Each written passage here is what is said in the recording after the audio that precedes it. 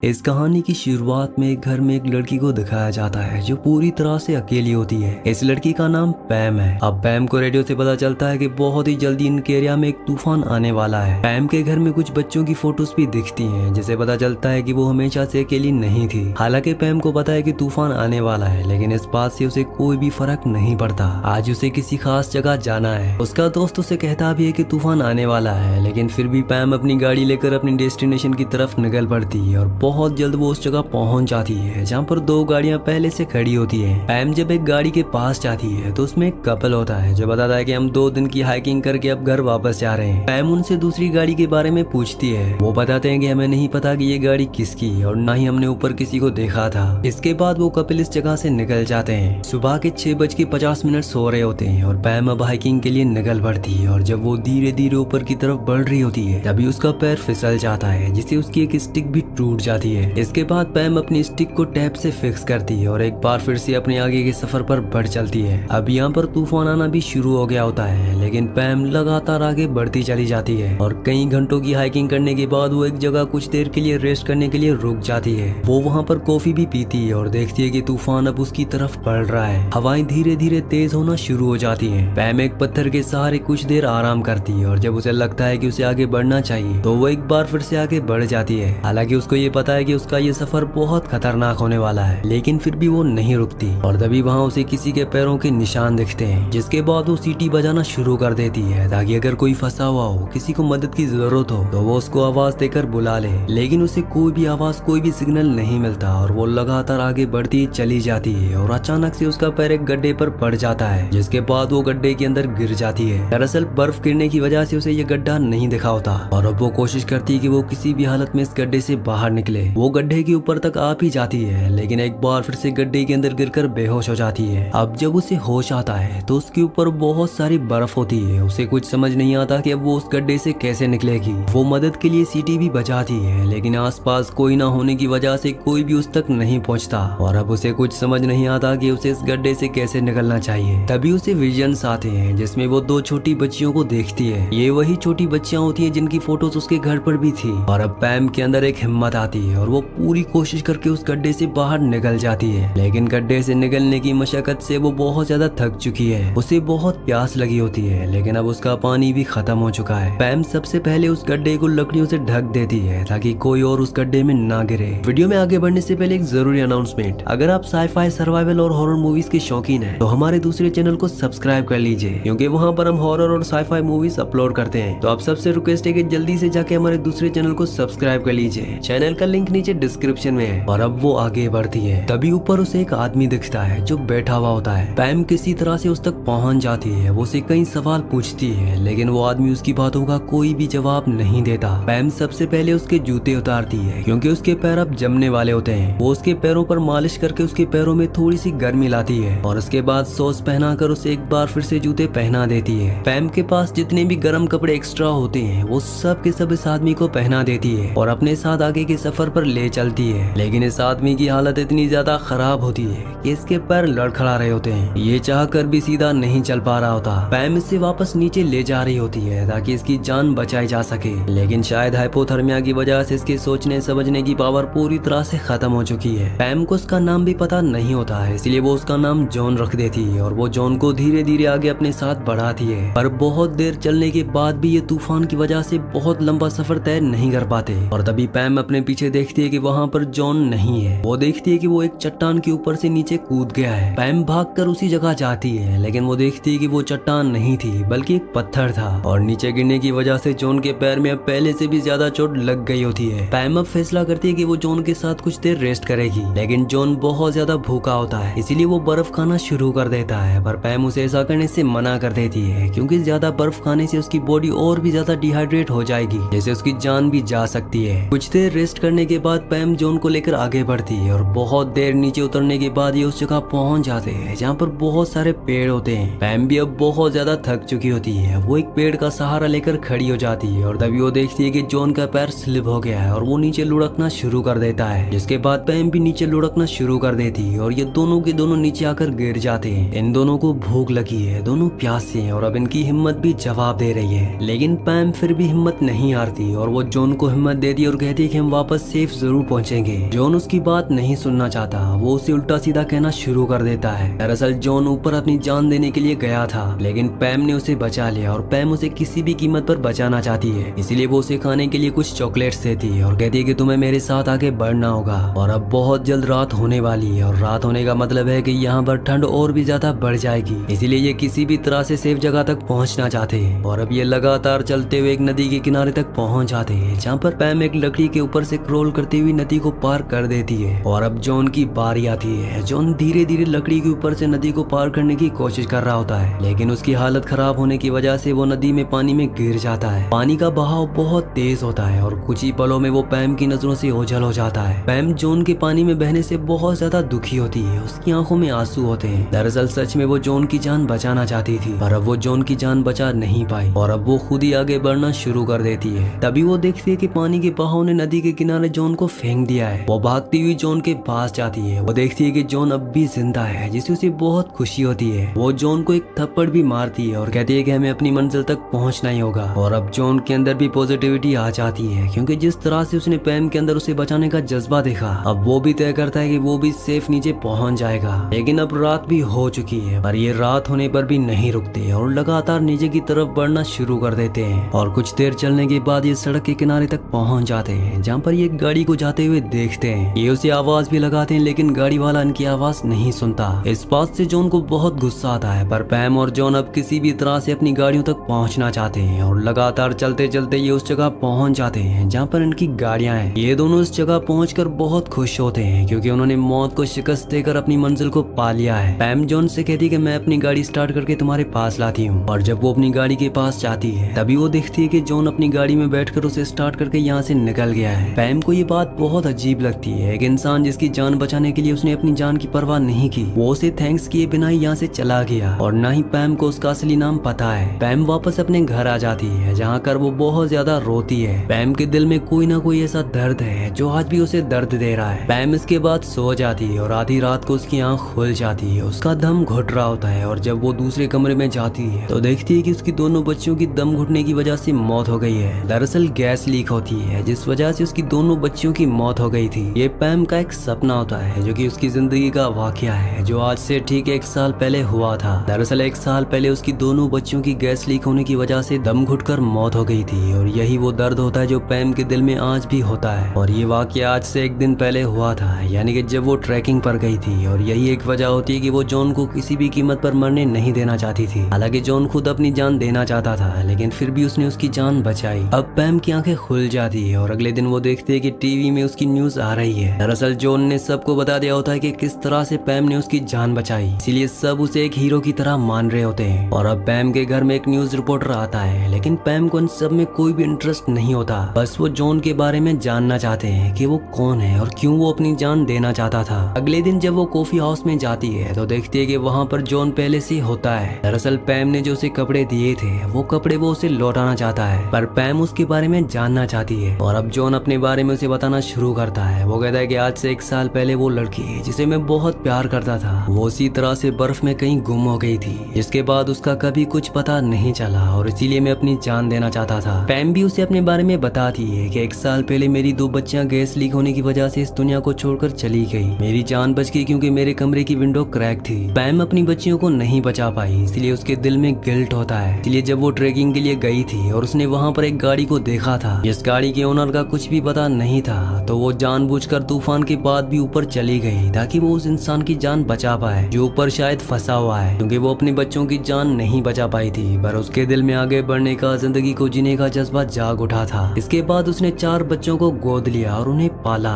67 की एज में उसने अपनी जगह को छोड़ दिया और एक पेट्रोल वॉलंटियर बनी और उसने कई लोगों की जान भी बचाई। दरअसल उसकी जिंदगी में एक इंसिडेंट ने उसकी जिंदगी को पूरी तरह से खत्म कर दिया था। पर अगले साल उसी दिन दूसरे इंसिडेंट ने, जिसमें उसने जॉन की जान बचाई, उस इंसिडेंट ने उसे जीने का मकसद दिया और उसने अपनी जिंदगी दूसरों को डेडिकेट की, जिसमें उसने जॉन की तरह कई लोगों की मदद की। इसी सीन के साथ इस मूवी का एंड हो जाता है। अगली कहानी आप किस मूवी पर सुनना चाहते हैं मुझे नीचे कमेंट्स में जरूर बताना, क्योंकि मैं आपके कमेंट्स पढ़ता हूँ और आपके प्यारे प्यारे कमेंट्स का बहुत बहुत शुक्रिया।